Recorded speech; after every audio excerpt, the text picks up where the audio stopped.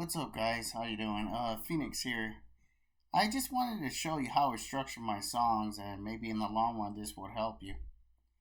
But typically, the structure on my songs is typically the same as far as like intro, verse, pre-chorus, chorus, verse two, pre-chorus two, chorus two, and bridge, and then outro. And it usually follows the same pattern. So, using one of my songs here, one of the example I'm trying to show is if you look on here along these lines, that's going to be my intro. And then if you look here, that'll be the verse. Right here will be the pre-chorus. Here will be the chorus. Now, on the second half, which is verse 2, that'll be the verse 2. And let's see, same thing here. Pre-chorus 2, and then here's the chorus. And we move along here. This is going to be the bridge, this section right here. Doesn't seem like much, but when we scroll down, there's way more down here as well. Now, typically, I like my breaks, what we call bridges. And I'll explain that later. And then here will be the outro. It could be technically verse 3 and then outro, but I just call the whole thing outro. It's up to you. It's going to apply to your taste of how you want it to sound, how you want to build it. Some do verse 3 and with outro, but like I said, it's going to be your opinion, your perception, what it is. Now, there's more down here. I got the master track deactivated here, so I'll try sound a little bit better. Let me see if I can zoom in. And I apologize, my computer's slow. I do what I can, and I'll try to work with what I have here. So let's go ahead and let me go ahead and rewind it. Let me go ahead and play the intro, maybe the verse 2 as well. 3, 2, 1. Let's go!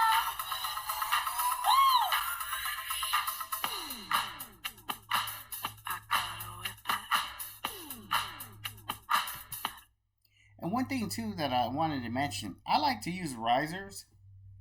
I think it helps to bring a little bit tension on the track, and then dips and rises. It just works well on my tracks. Personally, I like it. And it's also a good tool to do some fade-ins as well. So for example, here, let me start with the first verse that leads up to the pre-chorus.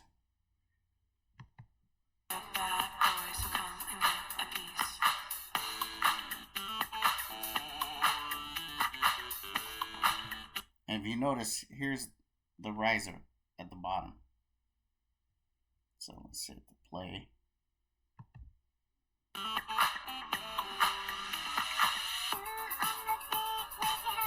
And that's a good thing I like about risers. It gives attention, and also for the listener, they anticipate what's going to happen next.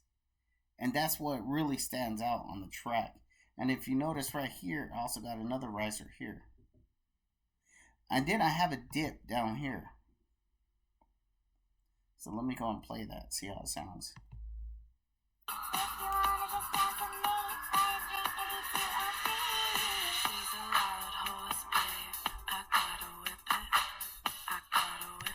You notice with that dip, it was building up and then went back down. That's what I want. I really want the music to be kind of like emotions, where you have your ups and you have your downs. That's what I really like about that. And now when we hit the pre-chorus here, so after passing, verse 2 and all that,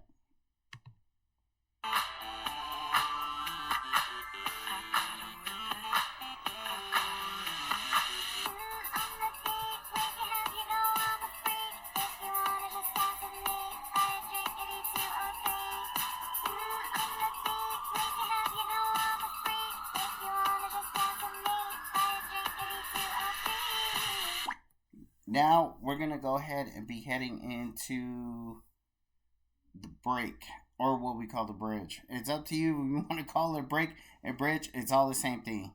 And typically with a break and bridge, you want to go something a little bit different from your beat. You want to have fun with it. You want to experiment. You want to do this. You want to do that. You want to make it stand out from the rest of the song. I mean, that's kind of a instrumental hook for the track. So let me see if I can hit the play button here.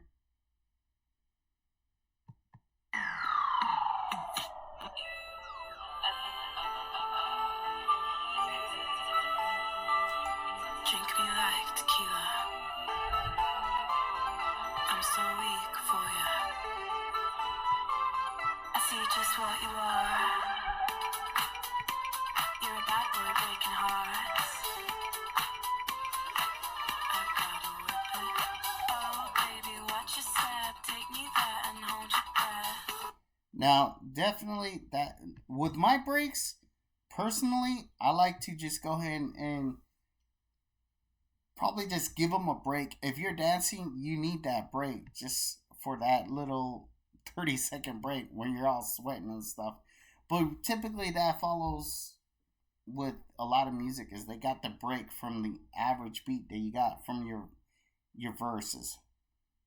So you kind of want to spice it up with a bridge. So that way you can keep them hooked. Now, with the outro, verse 3 or outro, whatever you want to call it, you want to add more to your outro. You really want to spice it up because that's going to stand out. And I'll show you the waveform so you get a better idea of what I'm talking about here. Okay. Let's go and get halfway. No, I just want to play for this in this case. So let me go ahead and play this for you. Oh, baby, watch your step. Take me there and hold your breath. I got something you can taste. Baby, just keep up. If you like my style, tell you no secrets. If you stay a while, I couldn't relate. I like you by my side. You'd be crazy not to try. I gotta whip it. Hit me up on the wall. I gotta whip it. You know that I've got it all. Game over. And then definitely you want the outro to have something like a boom at the end of your outro. Just something that stands out. Because, obviously you want to go out with a boom. So you need something, or to help, just to have something to finish the song. And the listener knows it's finished. Game over.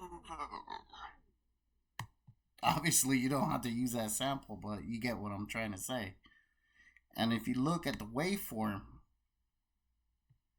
down here, as a matter of fact, let me see if I can log out because I want to show you the waveform, give you an idea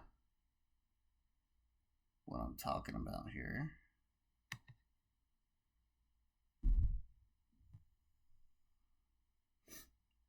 I know everybody has their different ways of making music. But as far as I see, and this works best for me. But you're going to be creative. You're going to come out with your version of how to do it. That's fine. But I think this is a good stepping stone as well. So if you look right here on the waveform, pay attention to the waveforms. Eventually it'll come up someday. As I'm growing gray hair. But what can I say? 3, 2, 1. Let's go!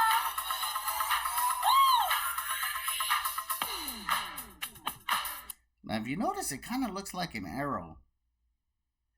Now here, obviously you could tell that's an intro. This is going to be the verse, pre-chorus, and then chorus, and then the same effect here. I think right here, I think this may be the bridge on this end. I'm not sure. Actually, no, this is the chorus. Yeah, this is the chorus right here because obviously it matches here. So that's the chorus. This is going to be a verse and pre-chorus and all that. But that's, you want emotion in your song, so you do want dips and you want rises. There's nothing wrong with that. I mean, because come on, that's what life is. We're humans. We don't want a big fat consistent waveform that just is the same. Because honestly, for a listener, if they hear a consistent waveform that has no dips or rises, the attention span is really not going to be that great. So let me play it over here to the second chorus.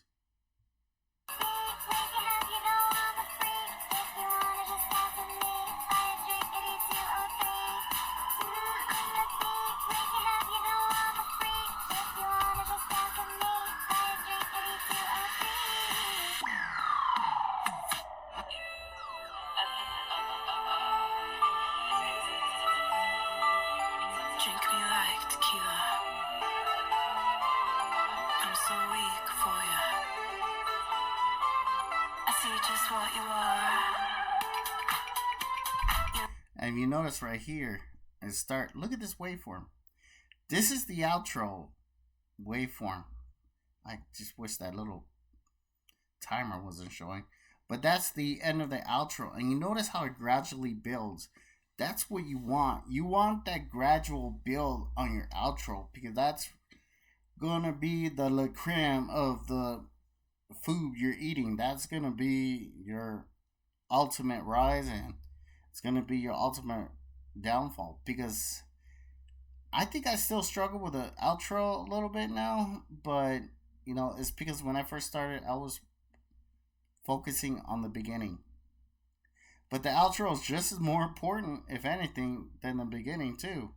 So you gotta have a balance of both. And I know it's kind of a pain, but I think I'm getting better at it. So I'm still practicing. We're all practicing and go from there. So let me see if I can play. Bad boy breaking hearts. I gotta whip it. Oh, baby, watch your step. Take me there and hold your breath. I got something you can taste. Baby, just keep up. If you like my style, tell you my secret. And that's what I did on the outro, is that you really want to add tension into the outro, because the listener will anticipate when it's ready to end, because you're putting all your samples and all your music into that last verse. And it's up to you how you want to do it. I could show you maybe in another video or whatever, but here, let's go skip to the end. I've got it all. Game over. And for that, you definitely want it to stand out.